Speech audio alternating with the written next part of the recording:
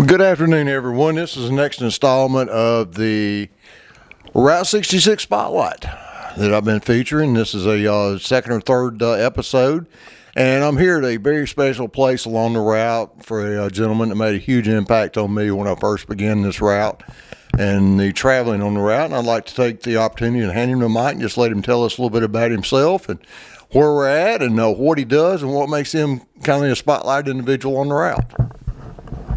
Well, thank you, Mark. You're so welcome. I'm Jerry McClanahan, live in Chandler, Oklahoma. I got my little McJerry's Route 66 art gallery. I meet people from all over the world here because they're using my Easy 66 guide. I invite them to come by. I got my cell phone number in the book, and they come by on weekdays and weekends and late at night on holidays. Just whenever I'm home, I'll open up for them.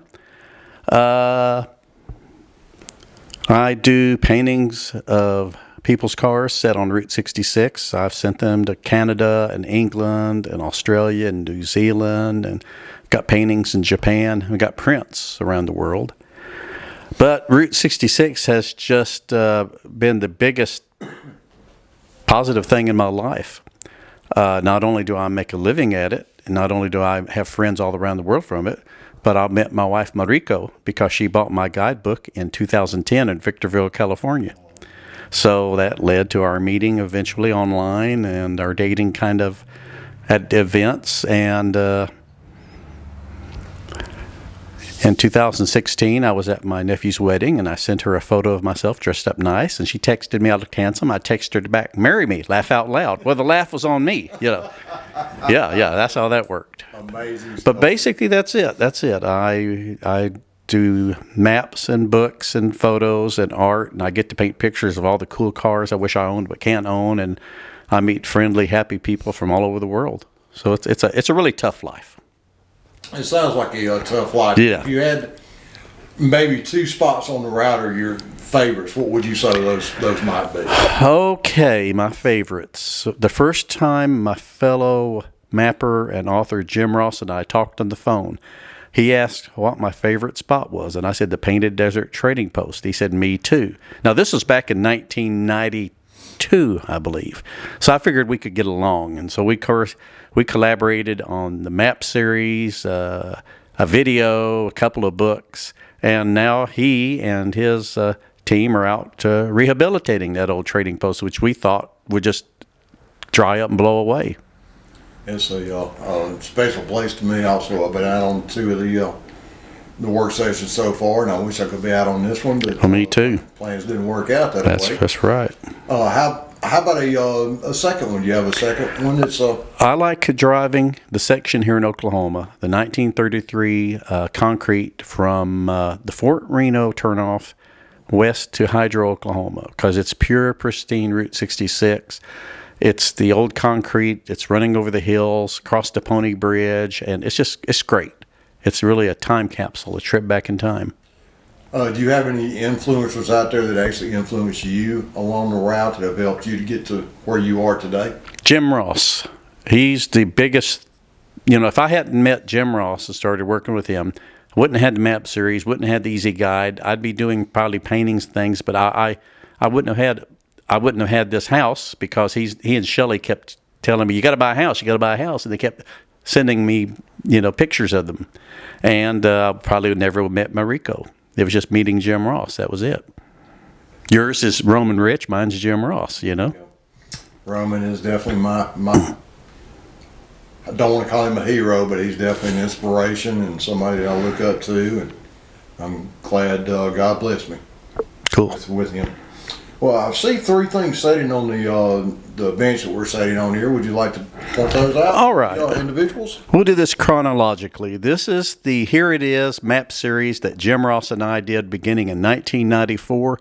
One map for each state, including Kansas. We thought, do we put Kansas in with Missouri or with Oklahoma because it's only 13 miles? And no, we gave it its own map. The map is 1 inch to a mile in there.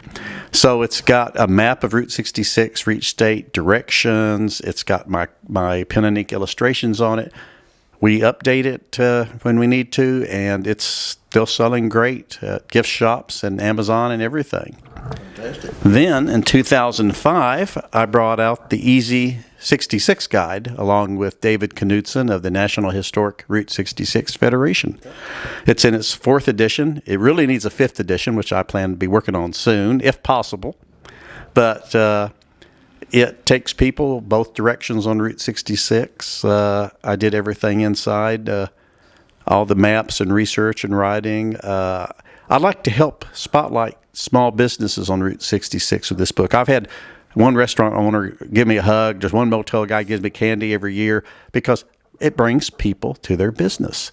And I want them to stop at these places, not just the Hampton Inns and the Holiday Inns and the McDonald's, but go to the Lincoln Motel, go to the Blue Swallow Motel, go to the Rock Cafe, all the great places along Route 66. They give it its flavor and its character. Well, I think you hit on the nail head. Is it's not just a road; it's getting out and meeting new people and the people that put in a hard day's work. Exactly. Every day to keep Exactly. Route 66 alive. When I first started researching Route 66 in 1981, to me it was just a road. I wanted to drive the road and I wanted to photograph the things alongside of it, and then that led to the artwork. But now the road is a way to meet all these great people, and the road brings all these great people to me. It's just amazing. The comment I get the most from people from overseas is they can't believe how friendly the people on Route 66 are. And that's true. Because you'll stop in some little museum and there's a volunteer and they're going to latch on to you and tell you the whole history of their town, whether you want to hear it or not, Dean Walker's going to tell you every stop between Galena, Kansas and Santa Monica, and you're going to forget them after the second one. But he's just so enthusiastic about it. We're all enthusiastic about our road and our towns and our section of the road. It's almost a spiritual experience, isn't it? Well, for many people it is. Many people it is. Well, looks like you have something geared up for adults and kids both, maybe. Well, if a kid's really talented, they could color on this. This is my adult Route 66 coloring book. That's Mariko's Brainstorm. It starts at the gallery here and goes west to Santa Monica. I'm working on the eastbound one.